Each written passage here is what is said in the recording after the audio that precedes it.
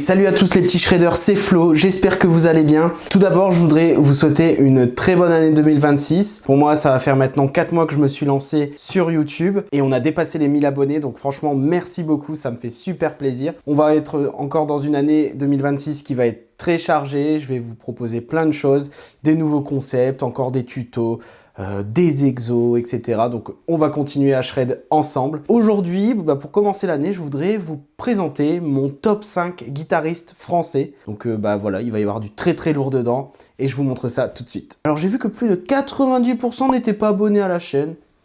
On va remédier à ça, tu cliques, tu t'abonnes, voilà, puis ça fait plaisir. Alors j'ai toujours aimé beaucoup les guitaristes qui étaient liés au shred. Pourquoi? Je ne sais pas, j'ai toujours été attiré par ça. Je vais vous faire mon top 5 et je vais commencer par le 5e pour finir par le premier, celui que je préfère le plus.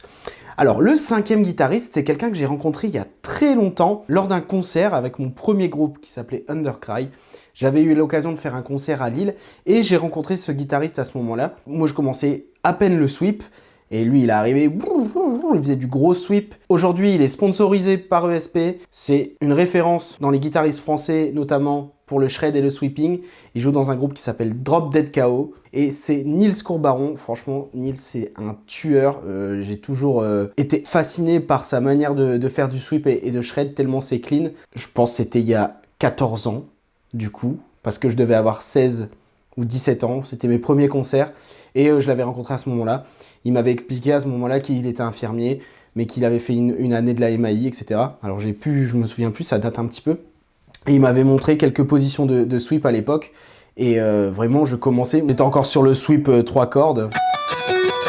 Puis il est arrivé comme ça, quoi. Il dit alors le sweep, j'ai fait ouf, alors ok, bon, va falloir qu'on travaille un petit peu du coup. Voilà, c'était à ce moment-là, je me suis dit, punaise, c'est magnifique comment il fait du sweep. Ça m'a donné clairement l'envie de savoir en faire un peu plus. Le 4e guitariste maintenant, c'est un guitariste qui est peut-être plus discret sur les réseaux, qui est clairement un monstre dans les guitaristes français, c'est Pascal Vigné. Alors Pascal Vigné, je sais pas comment vous dire comment il est trop fort en fait. C'est tout ce qu'il joue, il y a une touche à la Satriani, mais il sait mettre aussi une touche à la Petrucci, etc. Enfin, j'ai l'impression qu'il a tellement d'influence dans son jeu qu'il peut tout jouer et il est trop fort. Pascal Vigné, je l'ai découvert un peu plus tardivement et notamment je l'ai redécouvert, j'avais un peu perdu de vue, mais je l'ai redécouvert avec son album Funky Cyborg, qui était très très stylé. Moi j'avais bien kiffé, alors pas toutes dedans parce que je m'y retrouvais pas forcément. Il y a des musiques comme Belle Étoile ou Drone Altitude que je trouvais sympa dans son album. Donc voilà, franchement, gros tueur. Et en plus, j'ai déjà pu parler rapidement avec lui sur Instagram, très accessible. J'ai posé une question liée à la théorie. Il m'a répondu sans problème, voilà, m'a pas pris de haut parce que je posais une question théorique et ça fait très plaisir. En 3e guitariste, ça va être Pierre Danel. Alors Pierre Danel, est-ce que j'ai besoin de le présenter? Franchement, c'est pour moi, en termes de technique et d'émotion, c'est pour ça qu'il est dans mon top 3 des guitaristes, de toute façon, un des meilleurs. Parce que comment il joue, ces différents projets, je le suis depuis longtemps.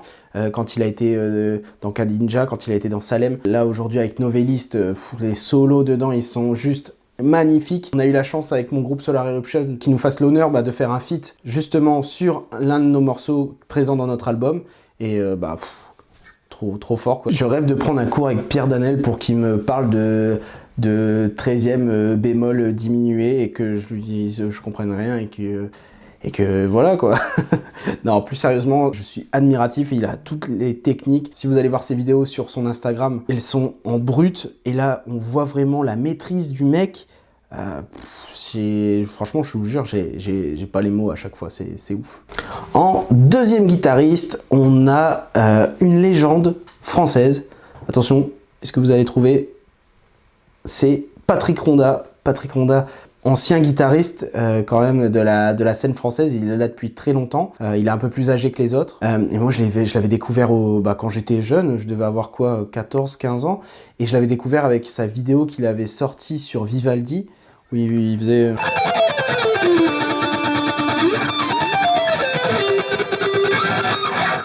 Bon, je vais m'arrêter là parce que c'est un peu dur. Mais voilà, franchement, Patrick Ronda, un tueur. Là, il a sorti son album il y a pas très longtemps, je crois que ça fait 6-7 mois, si je m'abuse pas. Et je l'ai découvert il y a pas si longtemps, j'avais loupé l'info, et franchement, l'album c'est une tuerie, allez écouter. Je vais bientôt faire une react sur un des titres de l'album, parce que franchement, je kiffe pas mal. Par exemple, il a un riff magnifique dans un de ses titres, c'est Back on Track, il me semble.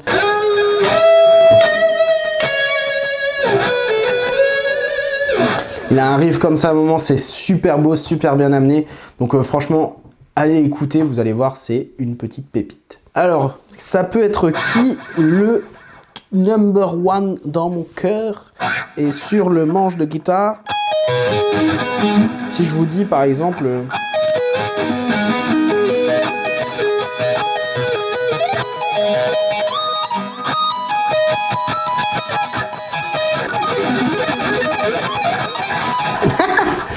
Bon, j'essaye de faire comme lui, mais je ne sais pas le faire.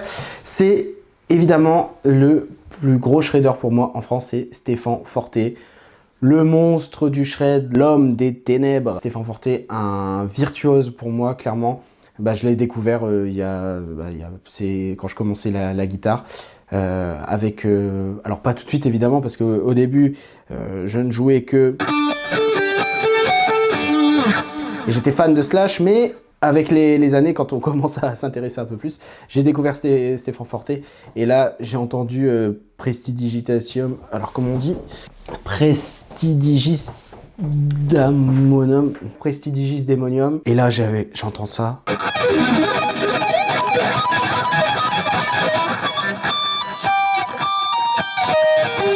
Enfin, je sais même plus ce qu'il fait, mais trop stylé. J'étais tombé fan de ce monsieur, que ce soit sa façon de jouer, sa technique, son univers un peu dark. Je me suis dit, mais wow, c'est qui ce mec, où est-ce qu'il sort? Il vient tout droit des ténèbres et tout, c'est trop stylé. Et même encore aujourd'hui, j'écoute encore ces sons, quoi. Donc toujours inspiré profondément par ces personnes qui ont une identité, qui crée vraiment quelque chose de spécial et qui, derrière, il y a une émotion de fou.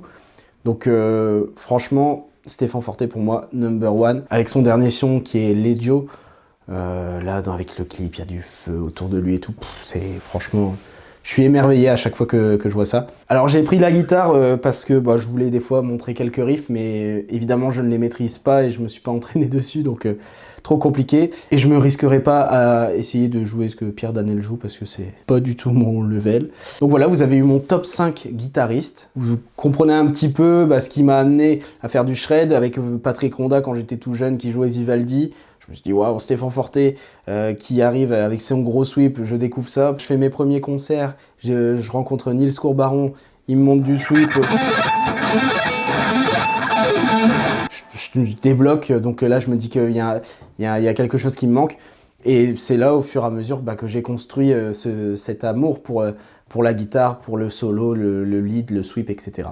Et voilà les petits shredders, c'est tout pour cette vidéo. Vous connaissez maintenant mon top 5 de guitaristes français préférés. Si la vidéo vous a plu, n'hésitez pas à liker, commenter et partager la vidéo. Ça soutient énormément la chaîne et ça me fait très plaisir. Comme je vous le disais au début de la vidéo, on a passé les 1000 abonnés. Encore une fois, merci. Je vous réserve plein de surprises pour cette année 2026. Et puis voilà, moi les petits shredders, je vous dis à la prochaine.